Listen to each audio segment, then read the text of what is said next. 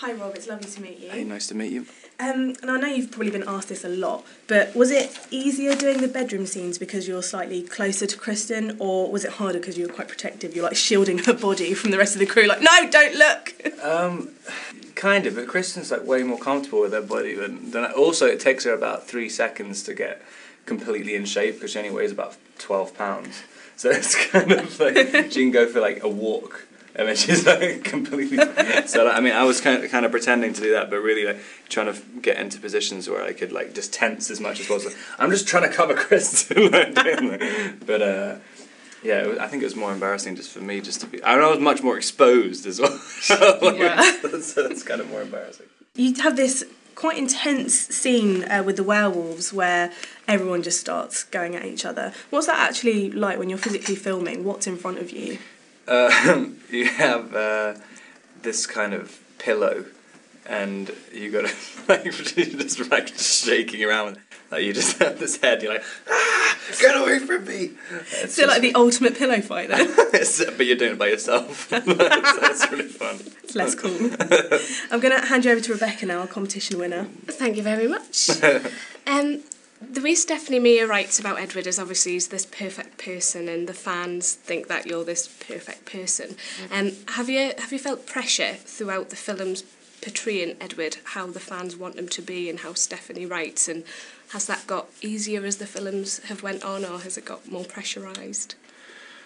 I mean, it's kind of easier and not. I mean, you kind of realise.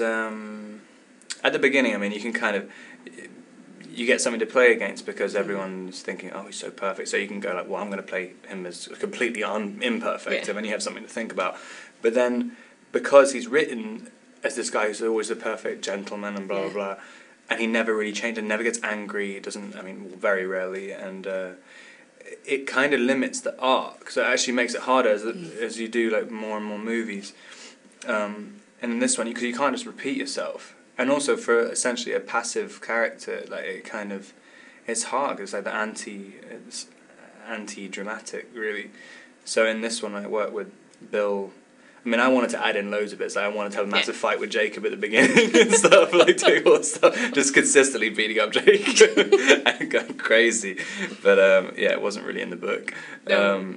But yeah, so it kind of became a little bit harder as it went on. Yeah. How do you prepare for, obviously, the intense scenes that I'm guessing are going to be in Breaking Dawn from the book? So, like, the birth of Renesmee and fighting to keep Bella alive. How do you prepare for them? And then, equally, how do you come down from them to go in so you can prepare for the next scene? I guess the birth scene was the first time I've been nervous in the series since, like, the first one, because it was, the way we shot it, we had... it was like 6 or 7 minute sequences, like which never happens. I mean, normally it's just like tiny little cuts. So we basically did from the moment where her ward goes into labour, basically, to the almost the end of the movie, and it was one continuous shot. Right. So it was no lines or anything. It was kind of like we're jumping around all over the place. But it was actually quite nice because like normally it's quite stilted the way it's shot, and then when you can actually do something where it's continuous for a while, it was quite fun. But to prepare for it, I mean, I guess there's no real way.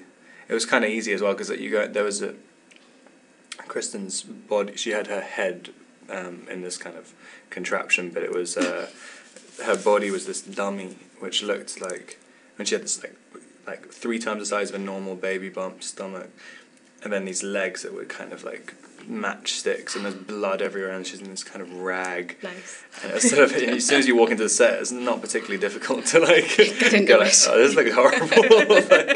So that was kind of easy.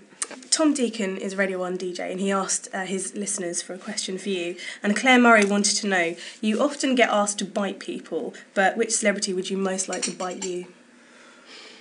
I don't really get asked people to bite me. I mean, to bite people anymore.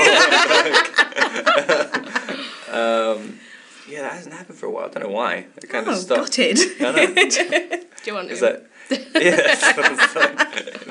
Yeah. But who would I want to bite me? I don't know. Maybe, I don't know, someone who really wouldn't want to. Like, I can't think. I don't know. Maybe some like political figure who takes themselves really seriously. I can't think of one. None of them take themselves too seriously. What are your most vampiric tendencies? I don't sleep very much. Well, I'd want to. No, I don't know what's wrong with me. But yeah, I only sleep like 4 hours a night. Do you... This has got to happen. Do your mates call you arpats? No, thank God. What would you do if they did? Oh, God, I don't even think they even really know what that name is. Really? Yeah. Who doesn't know? Everyone knows you as arpats. No, I would love to know who like started doing that. Probably Heat magazine. They start everything. It's so annoying. Why do they have to always get abbreviations? It's like great. Like I mean, it's like I have enough trouble taking myself seriously. So you don't end up calling Kristen K Stew or anything like that? No, I mean, yeah. I love how I'm sounding really. No. Weirdly, I don't. Half the world is in love with Edward, as I kind of figured out at this Twilight convention I went to recently. You know, why do you like this film? Edward! So have you... No one can explain why. No, but I was going to ask you, have you pinpointed why? What is it about your character? I don't know. I mean, it's kind of... I mean, I don't think it's really about the character. I think it's about their relationship more than just the character. I think it's... You know, it's just as much about how... Because the books are all written from her perspective, so it's kind of... It's how she sees him, and people kind of like feed into that. I think, but I mean, I've asked people for years, and like, no one ever really can. I mean, there was on the first one, one of the conventions, someone said it's the way he loves her, and I was like, oh, okay, that makes sense. But most of the time, people are like, you're just like, why? Why do you love? Why do you love? And they're like, ah! That's about the only answer you get. And finally, a little bit random, but it's for Zane Lowe, who does these masterpieces. Do you like Siamese Dream by Smashing Pumpkins?